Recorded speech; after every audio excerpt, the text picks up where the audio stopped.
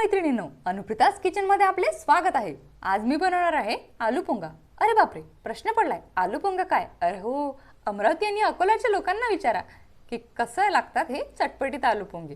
सुरुवातीला मी बटाटे उकडत टाकले आहे, तर आता त्यामध्ये कोथिंबीर, हिरवी मिरची आणि पुदिना आणि थोडंसं मीठ टाकून पाणी टाकून छान असं वाटून घ्यायचं आहे।